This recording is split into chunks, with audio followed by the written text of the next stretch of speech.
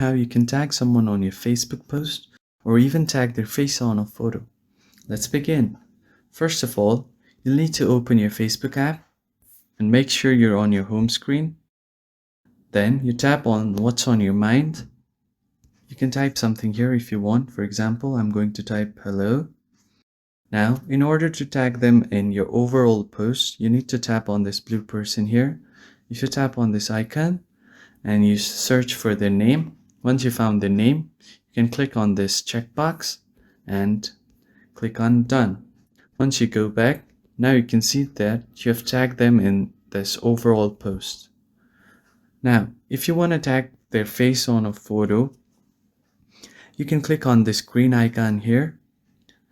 Once you click this, it will open your gallery and you can choose any photo you like. Now, you're going to click on this edit, and in order to tag them, you again click on this person, this icon right here. Once you click on it, you can tap wherever you want on this photo. For example, I'm going to tap right here and then search for their name and click on done. Once you click done, you have now tagged them on your photo as well as your overall post. And this is how you can tag someone on your Facebook post. Thank you for watching.